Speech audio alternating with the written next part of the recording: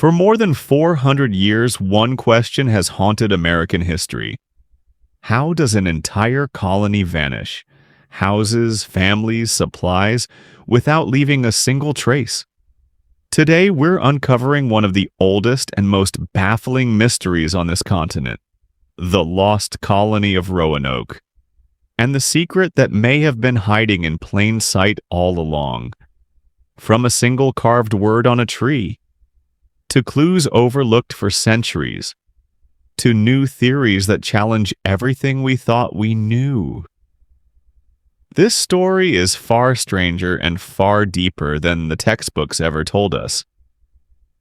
Before we jump in, make sure you hit that subscribe button so you don't miss any of our mystery and history deep dives, and let me know in the comments, where in the world are you watching from? I love seeing our community grow across the globe. All right, let's uncover the truth behind Roanoke. In the year 1587, something happened on an island off the coast of North Carolina. Something that would baffle historians for over 400 years. Something that continues to perplex researchers even today. And the most astonishing part, the answer was right there the entire time. Hidden. Waiting. Carved into the very fabric of what the settlers left behind. 117 people walked off a ship and onto a sandy island called Roanoke. They arrived with hope. They arrived with supplies. They arrived with plans to build a new world, a new beginning, and a new life far from the oppression they had known back in England. Governor John White led them there. He believed in the mission. He believed in the potential. He believed that this colonial venture would succeed where others had failed before. But something shifted. Something changed. And between the moment they set foot on that island and the moment the world forgot about them, a transformation occurred that nobody was prepared to witness. A transformation that nobody fully understood. A transformation that would leave behind only whispers, fragments, and an overwhelming silence. In 1590, 3 years after that initial landing, the supply ships returned. The crew expected to find a flourishing community. They expected to find settlers who had built homes, established trade routes, and created the foundations of the first permanent English colony in the New World. What they found instead defied explanation. The settlement was abandoned. The fort was empty. The homes were intact, untouched in many ways, but there was nobody there. No bodies, no signs of a violent struggle, no indication of disease or starvation. Just absence. A complete and total absence of the people who had been left behind. All 117 of them had vanished. They had disappeared as if the earth had opened beneath them and swallowed them whole. This event became known as the Lost Colony of Roanoke, and for centuries it remained one of the greatest mysteries of American history. Scholars developed theories, historians created narratives, authors wrote books proposing what they believed had happened. Some claimed the settlers were killed by Native Americans. Others suggested they starved. Still others proposed that they had been wiped out by disease, by Spanish attack, or by the overwhelming harshness of an unforgiving environment. But none of these explanations quite fit. None of them accounted for all the evidence. None of them answered the critical questions that kept emerging every time someone studied the facts carefully. And that's where this story takes an extraordinary turn. Because in recent years, archaeologists and historians have uncovered something remarkable. They have found evidence that changes everything we thought we knew. They have discovered that the truth about Roanoke was not lost. The truth was encoded. The truth was waiting. And some of it was preserved by means so clever, so deliberate, that it took nearly 4 centuries for anyone to truly see it. The question isn't what happened to the lost colony of Roanoke. The real question is far more complex. The real question is, did they ever actually disappear at all? And if they didn't vanish, then where did they go? And who left behind the clues that would eventually point us toward an answer so unexpected, so radical, that it would force us to completely rewrite the history books? This is the story of that mystery. This is the story of what happened on Roanoke Island. This is the story of a secret that hid in plain sight for over 400 years. And this is the story of how that secret was finally uncovered. The year was 1585. Europe was in the grip of religious and political upheaval. England, under the reign of Queen Elizabeth I, had become a center of maritime exploration and colonial ambition. The nation was looking westward, toward the New World, toward untapped resources, toward territory that could be claimed and developed. A man named Walter Raleigh had captured the Queen's imagination with a vision. He spoke of a place he called Virginia, named in honor of the Queen, who had never married, and whose status as the Virgin Queen had become central to her identity and her power. He told her of vast lands filled with wealth, with natural resources, with indigenous peoples who might be converted to Christianity and might provide labor. He told her of the potential for England to establish a permanent presence in the New World, to challenge Spanish dominance, and to create an economic engine that would make England richer and more powerful than it had ever been. The Queen listened. The Queen was intrigued, and the Queen granted Raleigh a charter to establish a colonial venture.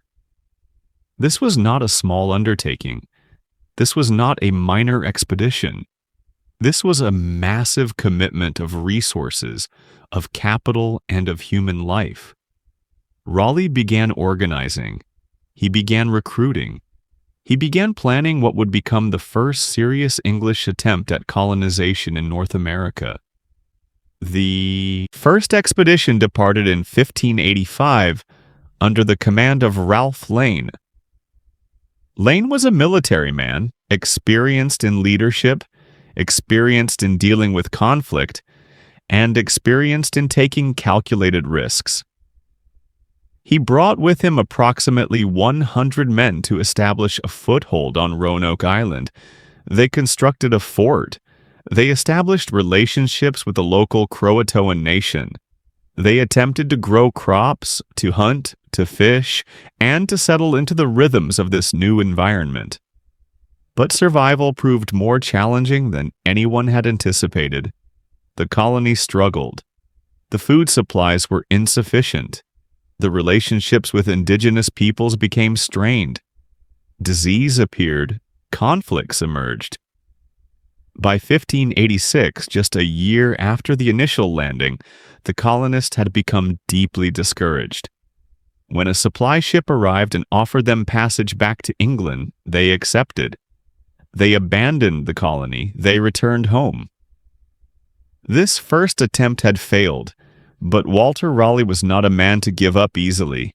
He began planning a second expedition. He began recruiting again. And in 1587, he assembled a new group of colonists. This group was different from the first.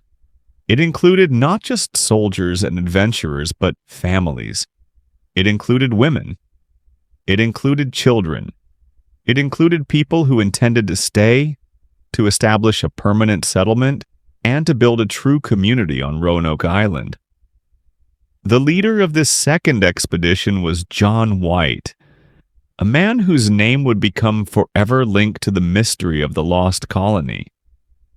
White was an artist, a cartographer, and a scientist. He was someone who observed the world carefully and documented what he saw. He was someone who believed in the mission, who believed that this colony could succeed where the first one had failed, and who believed that England's future in the New World depended on making this venture work. Approximately 117 people boarded the ships with John White in the spring of 1587. Among them was his daughter Eleanor, who was heavily pregnant. Among them was Ananias Dare, Eleanor's husband. Among them were merchants, craftspeople, farmers, soldiers, and adventurers. They sailed toward Virginia, toward Roanoke Island, toward a future that seemed pregnant with possibility. The voyage across the Atlantic was brutal. Ships in that era were cramped, filthy, and disease-ridden. People died during the crossing, the food spoiled, the conditions were appalling. But those who survived the journey arrived at Roanoke with a sense of purpose. They were going to build something. They were going to establish something permanent. They were going to create a foothold for English colonization that would endure. When they arrived at Roanoke in July of 1587, they found the fort that Ralph Lane's expedition had constructed, but it had fallen into disrepair. Nature had reclaimed much of it, and so the colonists set to work. They repaired the fort, they constructed new buildings, they cleared land, they planted crops. They began the slow, arduous process of turning a wild island into a habitable settlement. In August of 1587, John White's daughter Eleanor gave birth to a daughter, Virginia Dare. She was the first English child born in the New World. Her birth was celebrated, documented, and recorded. It seemed to symbolize the future. It seemed to promise that this colony would be different from the one that had come before. It seemed to suggest that this settlement was going to take root, was going to flourish, and was going to establish England's presence in North America permanently. But beneath the surface, tensions were building. The relationship with the local indigenous peoples remained complicated and fragile. The colonists had expected to find resources and supplies that they could trade for or acquire. They had not brought enough food. They had not anticipated the harsh realities of the environment. And as summer turned to autumn and autumn turned to winter, the reality of their situation began to become clear. They were going to need a supply ship. They were going to need additional resources. They were going to need help from England if the colony was going to survive the coming year. And so Governor John White made a decision that would change everything. He decided to return to England personally to petition for additional supplies and additional settlers. He believed he would be gone for a few weeks, perhaps a few months. He believed he would return quickly. He believed that the colony would be able to sustain itself during his absence. In August of 1587, roughly a year after the colonists arrived, John White boarded a ship and sailed back toward England. He left behind 117 people, including his daughter, his son-in-law, and his newborn granddaughter, Virginia. He left behind an established fort and settled community. He left behind people who had homes and hope and plans for the future. He did not know that he would never see them again. He did not know that the next 3 years would be consumed by European politics, by maritime disputes, and by the build-up toward conflict that would make it impossible to send a supply ship to Roanoke. He did not know that when he finally managed to organize a rescue expedition and sail back toward Roanoke in 1590, he would find an empty fort and an abandoned settlement. All he knew was that he had a mission, and that mission required his presence in England. He left believing that the people he was leaving behind would still be there when he returned. He had no way of knowing that this decision would condemn everyone he left behind to a fate that would remain mysterious for the next 434 years. What happened in the 3 years that John White was away from Roanoke remains, on the surface level, unknown. No written records survive from that period. No colonists left behind detailed accounts of what occurred during those years. No documentation exists that explicitly describes the fate of the 117 people who had been left behind. But the absence of written records does not mean the absence of evidence. And this is where the mystery of Roanoke begins to shift from confusion into intrigue. When John White finally returned to Roanoke in August of 1590, he expected to find the settlement bustling with activity. He expected to find his daughter. He expected to find his granddaughter, Virginia Dare, now nearly 3 years old. He expected to find a thriving colonial community. What he found instead was silence. The fort was standing, but it appeared to have been deliberately dismantled in certain ways. The palisade, the defensive wall that had surrounded the settlement, showed signs of planned dismantling rather than destruction through violence or weather. The cannons that had been left at the fort were gone. The supplies that had been stored were gone. The settlement in many ways appeared to have been methodically abandoned, rather than hastily evacuated or violently destroyed. Within the remains of the fort, John White made a discovery that would become the first real clue to the mystery. Carved into a tree near the entrance to the fort was a word: Croatoan. And just as importantly, there was no distress signal. According to their agreement, if the colonists were in danger or felt threatened, they were supposed to carve a Maltese cross above any messages they left. There was no cross. This suggested that whatever had occurred, it had not been a desperate flight from danger. It had been something else, something planned, something deliberate. John White was struck by the discovery. He interpreted the word Croatoan as a sign that the colonists had moved to Croatoan Island, where they had established relationships with the indigenous people of that name. But he could not be certain. He could only speculate. And his decision to leave Roanoke and return to England within a few weeks meant that no thorough investigation was conducted at that time. In the centuries that followed, the word Croatoan became the central piece of evidence in the lost colony mystery. Historians debated what it meant. Some believed it indicated that the settlers had integrated with the Croatoan people. Others believed it was a marker left by survivors of a violent attack. Still others believed it was something else entirely, a deliberate message left for future rescue expeditions, encoded in ways that had yet to be understood. As the years passed and the lost colony faded from immediate attention, the mystery took on a life of its own. Stories emerged. Legends developed. Native American oral traditions contained references to pale-skinned settlers who had integrated with indigenous communities.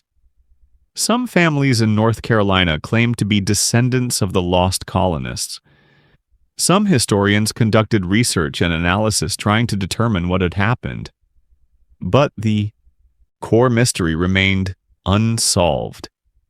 The fundamental questions remained unanswered. Where had the colonists gone? What had happened to them? Had they been killed? Had they integrated with indigenous peoples? Had they attempted to return to England on their own? Had they relocated to a different location? Had something even more unexpected occurred? Throughout the 1600s and 1700s, various theories emerged and gained traction before being questioned or contradicted. Some colonists had supposedly been killed by indigenous peoples in a conflict. But the archaeological evidence did not support mass graves or evidence of violent death. Some had supposedly fled back to England on a ship, but no records of such a ship existed. Some had supposedly migrated to another location, but where that location might be remained unclear. By the 1800s, the lost colony of Roanoke had become one of the great unsolved mysteries of American history. Books were written about it. Scholars debated it. The event became a symbol of American resilience, American adventure, and American mystery.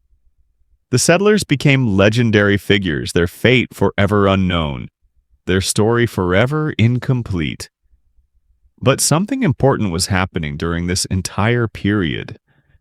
While historians and researchers were debating the fate of the colonists above ground, so to speak, archaeologists were beginning to conduct more systematic excavations of Roanoke Island. They were beginning to dig.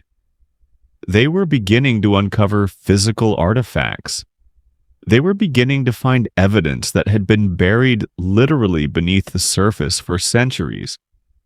And what they found would eventually change everything. Archaeological work on Roanoke Island began in earnest in the 1940s, conducted by researchers who were determined to find physical evidence of the lost colonists.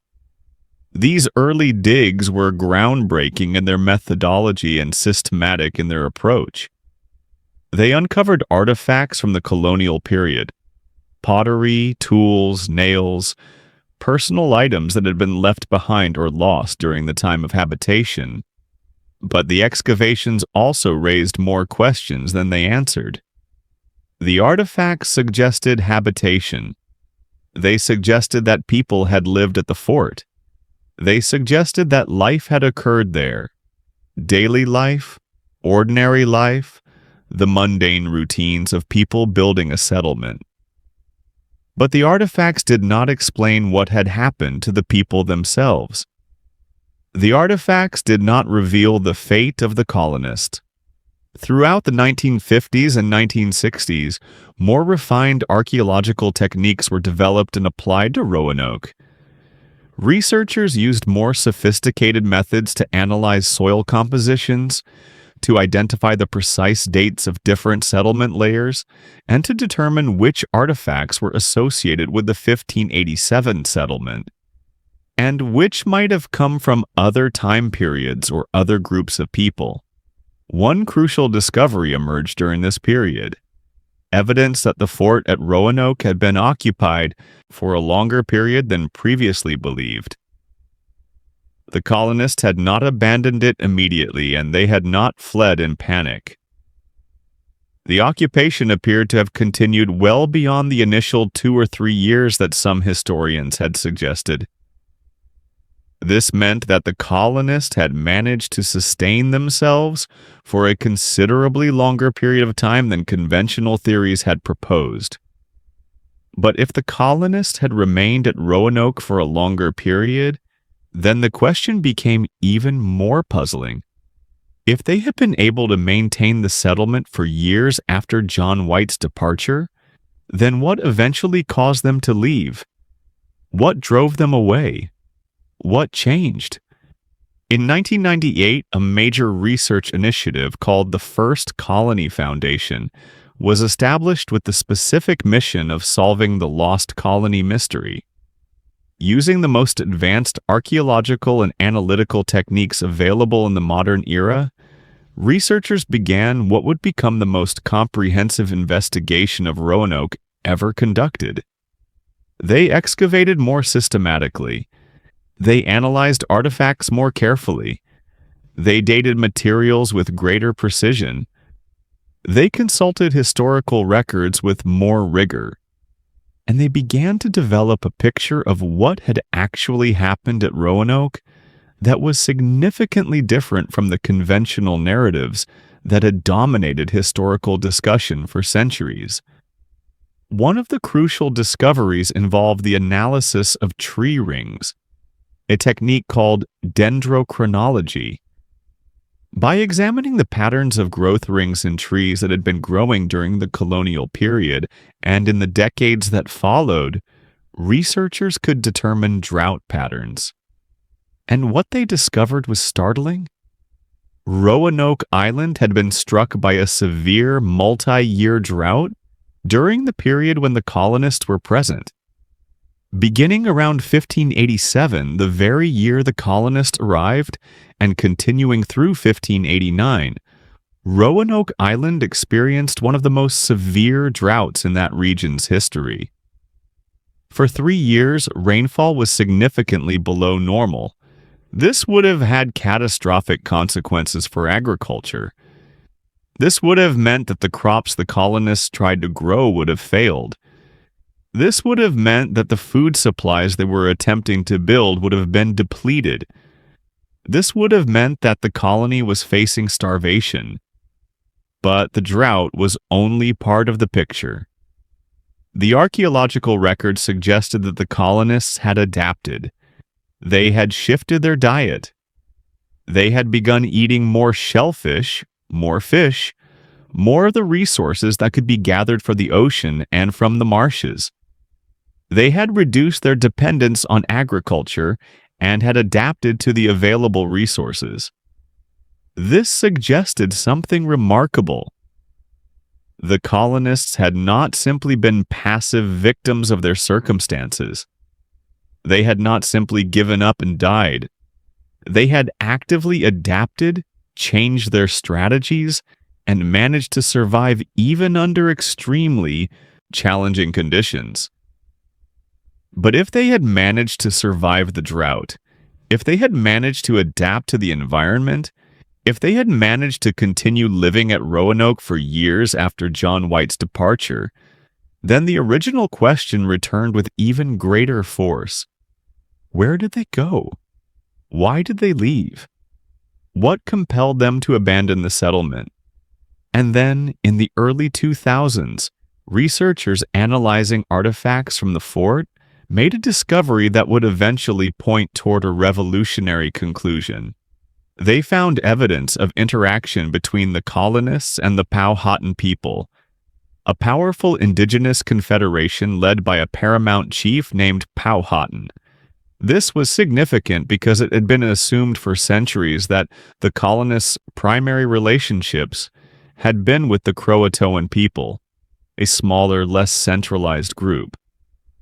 But the evidence suggested something more complex.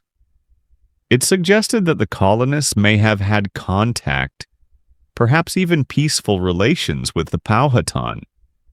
And this opened up entirely new possibilities for understanding what might have happened. If the colonists had peaceful relations with the Powhatan, then they might have been incorporated into Powhatan's confederation. They might have relocated to a Powhatan settlement. They might have married into Powhatan families and communities. They might have essentially integrated into the indigenous societies that were already established in the region. This was a radical departure from the conventional narrative, which had always assumed that the colonists had either died, fled, or been killed. But the archaeological and analytical evidence was beginning to point in a different direction. The colonists had not vanished. The colonists had not disappeared. The colonists had been incorporated. They had been absorbed. They had ceased to exist as a separate English colonial entity and had become part of the already established indigenous societies of the region. But even this explanation felt incomplete. It did not fully account for all of the evidence. It did not explain certain mysteries. And it was not until researchers began examining historical records with fresh eyes that the real picture began to emerge. The word Croatoan, carved into that tree in the fort when John White returned in 1590, had been interpreted in countless ways over the centuries. Most commonly, it was assumed to be a simple place marker. The colonists had gone to Croatoan Island, where they had integrated with the Croatoan people. But in recent decades, researchers began to ask whether the word might contain a more complex meaning. What if Croatoan was not simply a location marker? What if it was a code? What if it was a deliberate message left by John White or by the colonists themselves, designed to communicate something that could only be understood by someone with the right knowledge, the right perspective, or the right historical context? This question led researchers to examine historical records about the Croatoan people far more carefully than anyone had in the past. The Croatoan were a distinct people from the larger Powhatan Confederacy. They lived primarily on Croatoan Island and in the surrounding areas. They had a distinct culture, distinct language patterns, and distinct traditions. They had been relatively friendly toward the English colonists compared to some other indigenous groups. But as researchers examined historical records from the period following the lost colony, they began to notice something remarkable. In the historical documents written by colonists who arrived in Virginia later, in the accounts of explorers who traveled to the region in the decades after 1590, there appeared references to people who seemed to be of mixed heritage.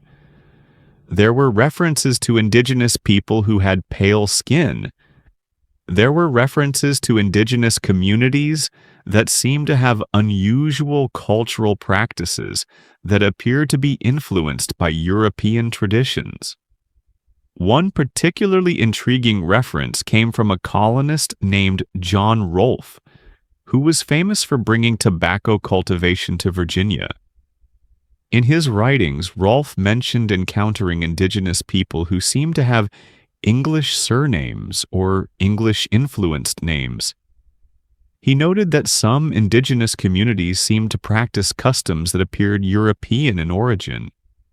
These references were scattered, fragmentary, and often dismissed by historians as being insignificant, or as representing merely occasional encounters between European explorers and indigenous peoples.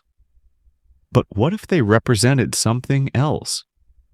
What if they were evidence of a systematic integration of the lost colonists into indigenous society? Another crucial piece of evidence emerged from analyzing historical accounts of the Croatoan people provided by later colonists. These accounts described the Croatoan as being more receptive to European culture than other indigenous groups. They described the Croatoan as having unusual customs that seemed influenced by European practices.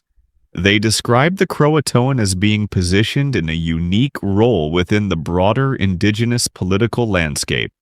What if the Croatoan had been unique precisely because they had integrated the lost colonists? What if the Croatoan people had given shelter to the colonists, had incorporated them into their families and communities, and had allowed them to maintain certain European practices and traditions? Genetic research added another layer to this emerging picture. In the 1990s and 2000s, DNA analysis became increasingly sophisticated. Researchers began investigating the genetic heritage of people who identified as descendants of the Croatoan people. And what they found was intriguing. Certain genetic markers suggested European ancestry mixed with Native American ancestry in patterns and proportions that seemed consistent with significant admixture during the period of the lost colony. This did not prove that the lost colonists had integrated with the Croatoan, but it was consistent with that hypothesis. It suggested that European genetic material had entered the Croatoan population at some point in the past, and the timing appeared to correlate with the era of the lost colony. But the most remarkable evidence came from examining historical records in a completely different way. Researchers began analyzing the accounts left by colonists who arrived in Virginia after the lost colony era, looking specifically for descriptions of military conflicts between English settlers and indigenous peoples. And they found something extraordinary. Throughout the early 1600s, as English colonization expanded in Virginia, there were numerous conflicts between English settlers and the Powhatan Confederacy. These conflicts were well documented, well recorded, and extensively described in the historical record. But there was a notable absence. There were very few significant conflicts between English settlers and the Croatoan people. The Croatoan appeared to exist in a kind of neutral space. They maintained relationships with the English settlers, but they also maintained connections to the broader indigenous political networks. They did not align with Powhatan's aggressive stance toward English encroachment, but neither did they become fully allied with the English. They occupied a middle ground. What if this middle ground existed precisely because the Croatoan people had integrated the lost colonists? What if the presence of Europeans within their community gave them a unique perspective? What if their ability to understand both European culture and indigenous culture through the lived experience of having both populations within their community allowed them to navigate the complex politics of the colonial era in ways that other indigenous groups could not? This was not proven definitively by any single piece of evidence. Rather, it was a picture that emerged from the systematic analysis of many different sources. The absence of written records, the presence of archaeological artifacts, the hints in scattered historical references, the genetic evidence, the patterns of indigenous English relationships, and the cultural uniqueness of the Croatoan people as described by later observers.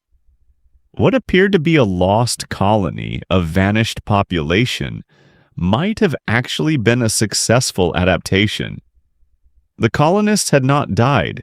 They had not been killed. They had not fled in panic or desperation. Instead, they had negotiated with the Croatoan people. They had been accepted into the community. They had married, had families, and had passed on their genetic and cultural heritage to their descendants. The lost colony was not lost at all. It had simply transformed. It had ceased to exist as an English colonial entity and had become part of the indigenous societies of the region.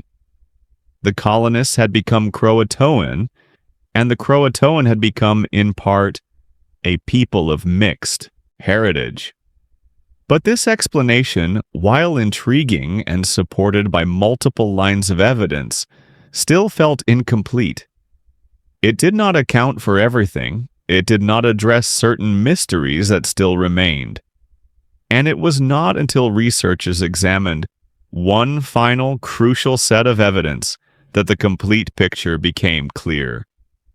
Return your focus to that single word carved into the tree: Croatoan. For centuries, historians had interpreted this word simply as a place name. The colonists had gone to Croatoan. That was all it meant. But by the early 21st century, researchers began asking more sophisticated questions about what this message might actually signify. What if John White, or whoever carved this word into the tree, was deliberately leaving a message that would only be fully understood by someone with specific knowledge? What if the word Croatoan was not just a location marker, but a communication that conveyed something deeper, something more complex?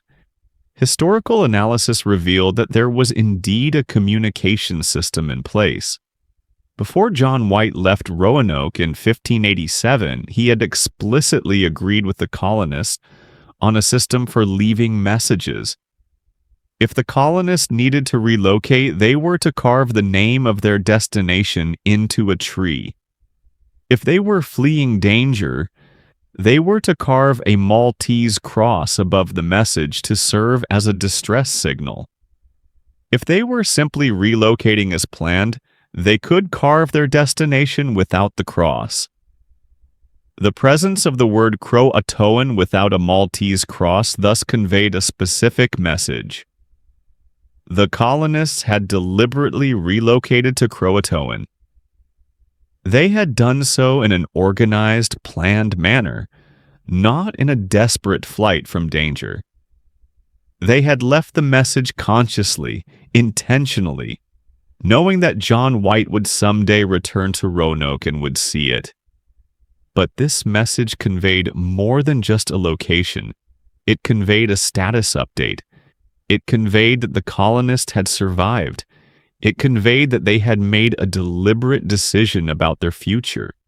It conveyed that they had adapted to their circumstances and had chosen a path forward. But there was more to this message than even that. Researchers began analyzing the specific location where the word was carved, on a tree near the entrance to the fort. They began examining the context in which the word appeared. They began considering the broader historical context in which this message was left. And a remarkable possibility emerged. What if the colonists, knowing they would eventually need to relocate or integrate into indigenous society, had deliberately left themselves breadcrumbs? What if they had left markers and messages that would eventually point researchers toward the truth about what had happened to them? This might seem like wild speculation, but historical evidence suggested that John White was someone who valued detailed record-keeping, who valued documentation, and who understood the importance of leaving behind records for future generations. His maps and drawings, which still survive today, show someone who was careful about documenting everything he observed. What if White had encouraged the colonists to leave behind records? What if they had deliberately carved messages or left markers at various locations that would eventually reveal the truth about their fate? What if the message Croatoan was not the only communication they left behind? Researchers began examining the landscape around Roanoke Island more carefully. They examined surviving historical documents from later colonial period. They looked for patterns. They searched for additional evidence of deliberate communication left by the colonists. And they found something remarkable in the historical records left by later colonists